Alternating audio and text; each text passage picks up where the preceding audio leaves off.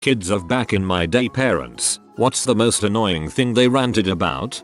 Having to listen to the getting to school and back stories. I know dang well that you didn't walk 10 kilometers in snow that reaches your waist, through a forest with wolves and no proper winter boots. We had one pair of shoes to share between the 7 of us. I got them on Thursdays. Back in their day, only complete losers had cars in high school. According to them, the cool guys were on the school bus with all the pretty girls, and they told me that crap with straight faces. So that was a freaking lie. My friend's dad used to always tell us that if we were motivated we could go to the nearest grocery store, get a job as a bagger and become store manager in a matter of months. Alright, then you go do that. My stepdad was a newspaper boy at 14. I wasn't able to get a job until 16 and heard about it every day until then. People can't hire under 16 most places, and if they do then you're doing literally nothing because of the child labor laws. The most annoying thing to me is how my parents complain that nobody, from my community, speaks our native language anymore. They say back in my day, everyone spoke our language and today none of you kids can. Guess what? The adults never taught it. It wasn't used in the homes. So how the frick are we supposed to learn it? And then I have people from the home country call me and speak and I'm like, I barely understand. I can speak better than my siblings but not that much better. And they yell at me. Don't blame me. Blame my parents. And my parents and my friends' parents, they can all blame themselves and not their children. That their parents were way stricter and more overbearing, so we had no room to complain. My stepdad always rants about me not buying a home when he bought one at 21 years old. He always forgets to mention that it only cost him $22,000. Bet that home is valued at around $100k or more now, unless it was crappy or not there anymore. Job hunting. That's great that this worked for you in the 80s, but it's the 2010s. Back in my day, a woman stood by a man, even if he beat the garbage out of her. No, mom, no. My father likes to ramble about how back in his day he went to school and also managed to work to provide sustenance to his mom and siblings. I think it's possible to study and work, but you have to be extremely lucky to earn enough to provide for a family these days while also studying. I think if you're talking about US economy, has fundamentally changed in the past 40-50 years, and yes, it is nearly impossible to work your way through the studies while also being a bread earner for your family. The most annoying thing they rant about is us not providing our kids the same life they had. My great-grandparents owned several thousand acres at the turn of the century. They passed down land, heirloom furniture, or thriving farm, etc. The next generation split it all up, sold a lot of it to start their own business. The next generation the same. The last little plot of that is my mom's acre. There's a saying that goes something like this: the first generation works, the second generation maintains, the third generation blows it all away, and the fourth generation works to get it back, and then the cycle repeats with the fifth, the sixth, the seventh, and so on generations until there is pretty much nothing left from the first generation. My dad and uncle's aunt like to rant about how young people don't have any honesty or work ethic. My oldest and youngest uncle made moonshine. My middle uncle stole cars. My dad built moonshine running cars out of the parts, and my aunt ran off with a 50-year-old sugar daddy at 15. It took the car stealing uncle going to jail to straighten them out. My landlord summed it up nicely: you kids would have gotten shot for pulling half the stuff I did at your age. My mother would try and claim my siblings and I were lazy because when she was 14 she used to come home from school, walk the dogs, then dance all night. It turned out this translated to she would go out drinking and clubbing underage. Apparently there was actual crap you could buy for a quarter. Like, great, there's not anymore. What significance does this have to me? Nothing? Thought so. Absolutely love when they completely discount the effects of inflation too. In 1970, a quarter was worth $1.65 in today's money. It always drove me nuts when my parents would complain about how we never spent any time outdoors, because back in their day they'd be tramping through the woods at all hours of the night. I wanted to do that, but I wasn't allowed outside. Dad, back in my day, if your dad made a joke about you and you make one back, he'd take you out back and beat you for disrespect. Me. That doesn't seem respectable. Beating people who you don't like up. Didn't you teach me to not do that? Dad, that was extremely disrespectful and in my day I would have whipped you with my belt for that. Well, they don't mean respect, they mean submissiveness. My dad said I needed to get a job when I was 13 and then saying child labor laws don't exist. Got yelled at when I quit a job in college that paid $8 HR. I made $3 hour when I was your age. I would have killed to make that. Something inflation. Quit after I realized the money I made in a month would barely pay for one of my textbooks, and I was taking 18 credits and didn't have enough time to actually read them. Seriously, it's nothing now, but when Merry Christmas, Charlie Brown was made, Sally asking for 10s and 20s for Christmas was ridiculous. Dial phones. They complained about how kids these days, specifically my brother and I, don't know how to use them after forgetting we had one in the house until I was 7, and I know full well how to use one. My boss refuses to believe I know how to read a map, like an actual folding paper map, drive a manual transmission car, change a tire, operate a VCR. My parents always complained that back in their day the kids were always subjected to corporal punishments and were super submissive. They forgot that they already did that to me. They're just complaining that it didn't work that well, not that they're actually submissive to my grandparents. Basically, I have bad parents, and they're bad people. Exact situation I have with my mom's side of the family. Traditional Chinese as frick, and they think that it helps teach when you nearly beat your kid to death multiple times in a month for not smiling or some crap. Car seats. I don't care if you drove around with a baby laying in the front seat of your car, you aren't taking my toddler anywhere without a car seat.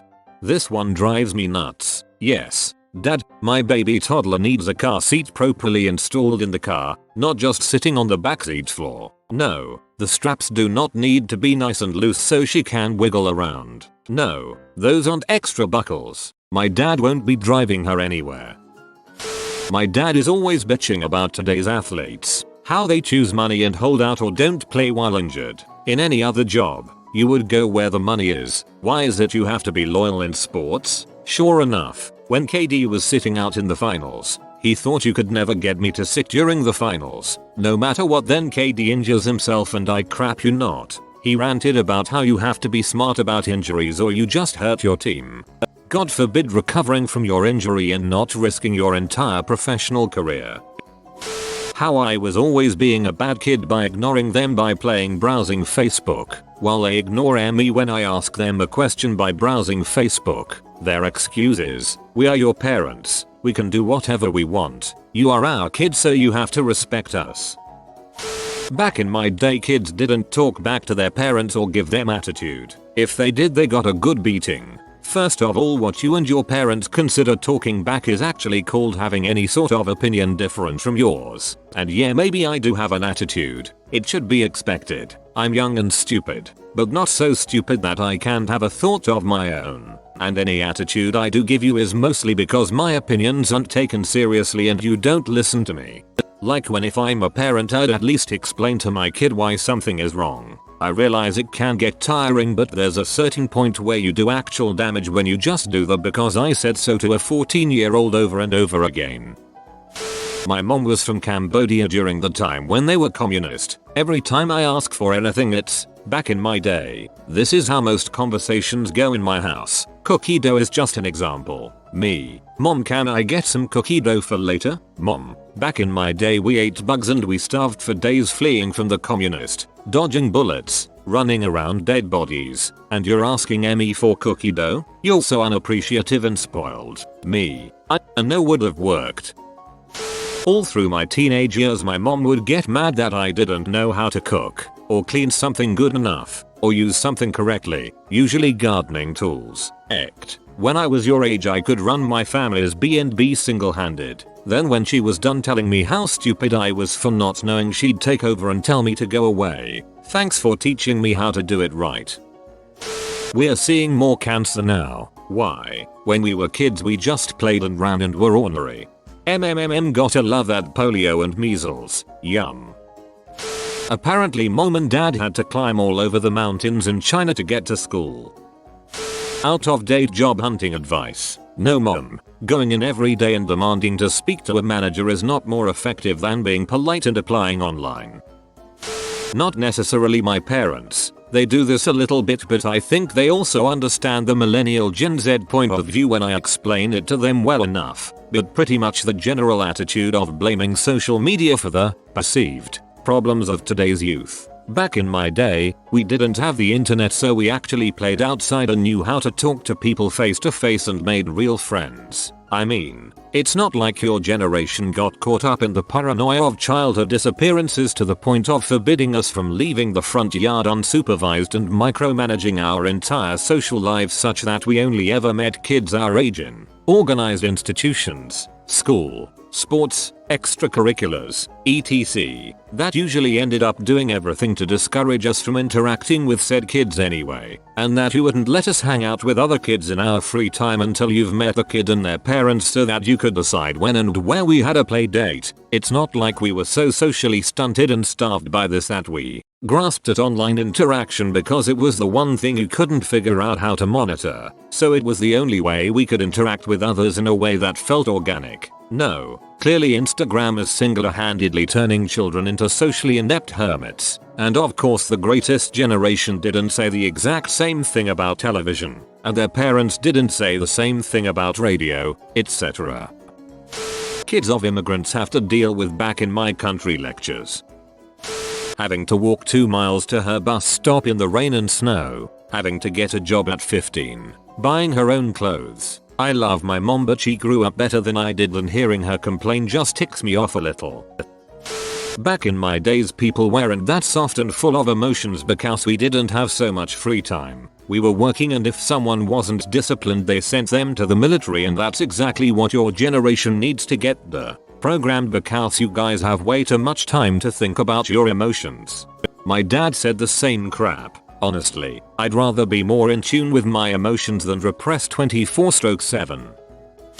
Living off of salt cod and potatoes during the Great Depression. My father was already up there in years by the time I was born. Boy, the Depression days talk basically one-upped everything else we could bring up. My mother never liked her own mother's sexism and favoritism towards her kids while they were growing up. I was maybe 20 before I saw it in action. Grandmother had cooked a huge supper, and mum told her to go relax while we did the dishes. Grandma, by then around 90, got up from her chair, took the dish towel away from my brother, and told him to have a seat and she'd dry the dishes. So maybe mum had something to complain about there after all.